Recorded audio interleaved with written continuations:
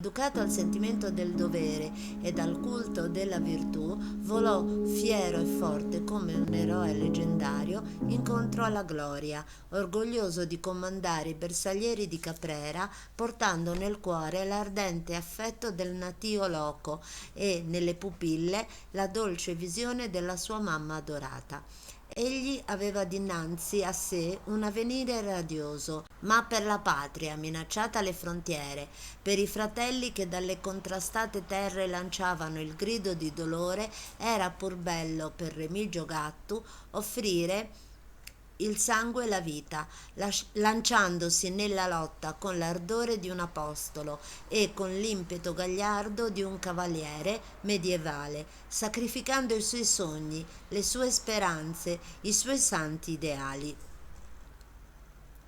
Gattu Remigio da Orune, tenente del quarto reparto d'assalto, comandante d'una compagnia con indomito coraggio e sprezzo del pericolo, trascinava i suoi soldati all'assalto di forti ed estese posizioni nemiche, conquistandole e catturando numerosi prigionieri ed abbondante bottino. Ferito, continuava a combattere incitando i suoi bersaglieri alla lotta. Monte Valbella, 28 gennaio 1918. Ma dove s'apprezza maggiormente il suo spirito di sacrificio ed il suo carattere puro e saldo come diamante, dove la sua anima di guerriero sembra scolpita sul granito e sull'acciaio, è nella lettera scritta dopo essere stato ferito in 7 aspri combattimenti al fratello Camillo, tenente di fanteria al fronte. Sono finalmente tornato alle mie schiere combattenti e l'animo rinnovato di vigor novello intende e spera, sempre forte e coraggioso fra i pericoli alto, fra le asprezze terribile. Remigio Gattu, il più bello assaltatore d'Italia, cadeva sul Monte Bello il 16 giugno 1918, scrivendo col sangue vermiglio la pagina più gloriosa della sua giovinezza gagliarda. Remigio Gattu ha trovato morte gloriosa, ferito da pallottola esplosiva il 16 alla testa della sua compagnia. Il 18 ci lasciava per sempre in un ospedaletto da campo. Eroico giovane, ardito fra gli assalitori arditi e ispirato nel nome sacro d'Italia sulle labbra e sul cuore. Ti giuriamo la vendetta a qualunque costo, vendetta santa, vendetta da assalitori.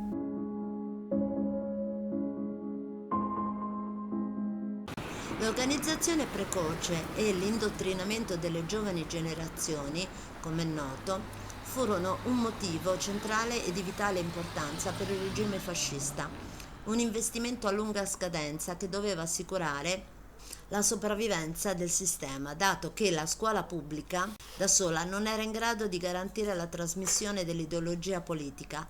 Si crearono allora dei gruppi rionali del fascio. Le organizzazioni giovanili infatti costituivano l'unica via d'accesso al partito.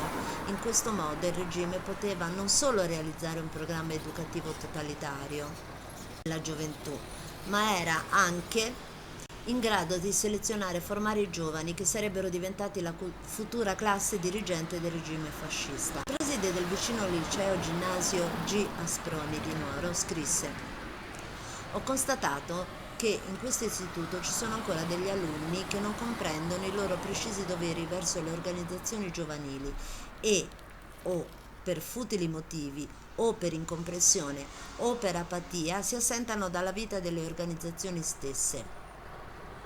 Ho avuto più volte occasione di spiegare qual è l'ideale figura dello studente del regime fascista. Chi manca ai suoi doveri verso le organizzazioni, anche se dimostra intelligenza nell'adempimento degli obblighi scolastici, non è studente lodevole, come non lo è chi d'altra parte adempie i suoi doveri verso le organizzazioni e trascura quelli scolastici.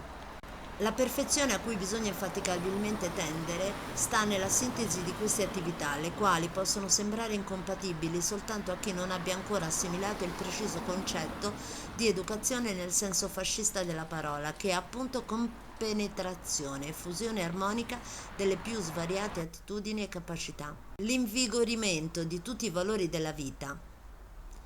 Desidero pertanto che i professori, quando capiterà loro di leggere in classe ordini del giorno emanati dai dirigenti delle organizzazioni giovanili, si indugino a commentarli allo scopo di fare sempre più penetrare nell'animo dei giovani il concetto dell'educazione fascista integrale e il senso della nuova vita, piena di doveri e di responsabilità, sprigionatasi dalla rivoluzione.